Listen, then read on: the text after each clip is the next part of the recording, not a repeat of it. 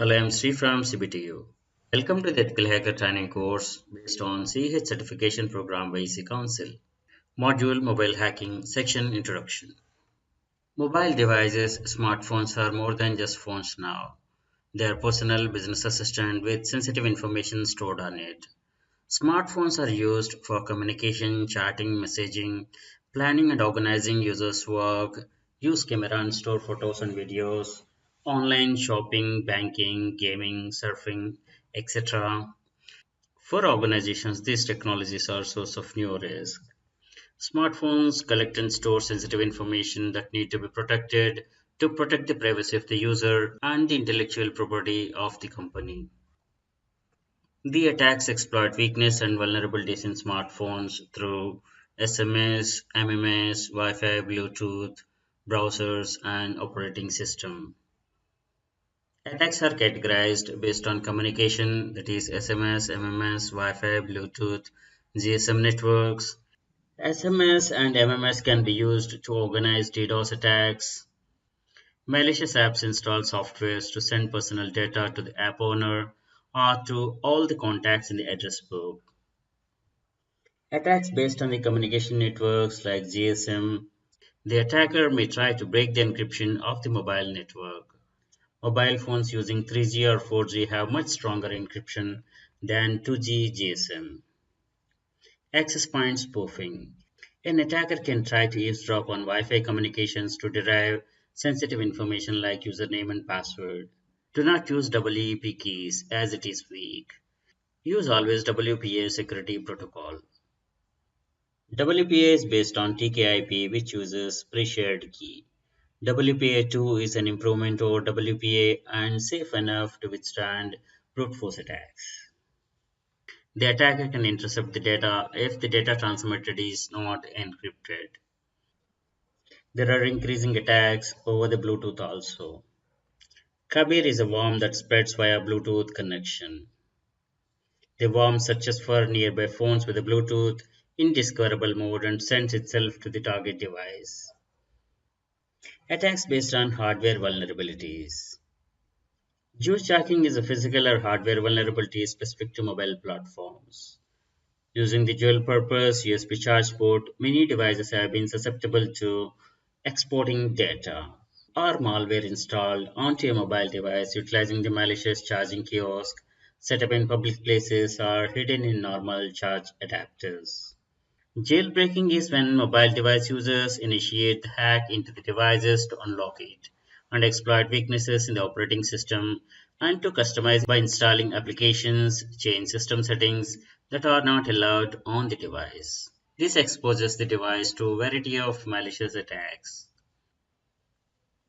A smartphone user is exposed to various threats, and these threats can disrupt the operation of the smartphone and transmit or modify the user data. There are three prime targets for the attackers: data, that is sensitive information like credit card numbers, authentication information, private information, logs, etc. Identity. The attacker may steal the identity of the owner to commit offenses. Availability. Attacking the smartphone can limit the access to it and deprive the owner of its use. Trojans, worms, virus, ransomware, spyware, all these are malwares. The attack on smartphone by the malware happens in three phases. That is infection of the host, accomplishment of its goal or objective, and spread to the other systems. It may use the address book or the email address of the person to infect the user's contacts. The malware exploits the trust that is given to the data sent by the acquaintance.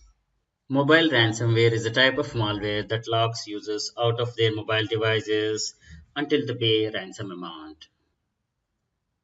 When a smartphone is infected by an attacker, the attacker can attempt several things.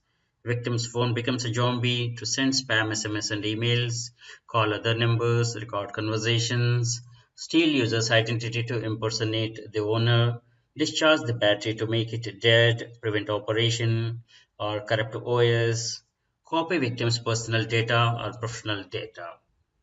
Mobile attack vectors are numerous. Some of them are categorized below, but not limited to these. The first one being malwares, virus, trojans, spywares, rootkits, which modify the operating system and the apps. Data manipulation. Data is copied unauthorizedly, monitor the user's activity, tamper the data, modification by another app, undetected steal the tamper attempts, jailbreak the device, loss of data by the device theft, installing vulnerable apps, phone in the wrong hands, or someone gains physical access. This is Semantics Mobile Threat Intelligence Report 10 years of iOS. Number of patched iOS CVEs per year, that's increasing by year. In 2017, that is projected to be 643. Vulnerabilities grow with the technology and focus. Vulnerabilities are uncovered and patched regularly. Apple patches each vulnerability and they announce it publicly so that everyone knows what the flaws in the past versions of the operating system and gives them the opportunity to upgrade their device to the newer and safer versions. These are the ways to infiltrate an iOS device: malicious apps, jailbroken devices, malicious settings, App Store, operating system vulnerabilities, and leveraging the charging cable. This is the mobile malware kill chain. For the remote mobile, it all starts with the social engineering to get the victim to click or install something. Then exploit jailbreaks the device, infiltrate the device with the malicious code, hide the existence of the infiltration, install the code to make the infection persist across restarts, retain access, allow remote control and monitoring, read and edit, send end-to-end encrypted communication, access GPS, camera, microphone, SMS, email, and other apps. This is Mobile Threat Intelligence Report Q4 2016 from Symantec. Number of hidden apps are increasing enormously. Trojans, adware, unwanted apps, these are increasing. Just read this report for more information. This is mobile OS vulnerabilities of Android and iOS. Source is Meter Corporation.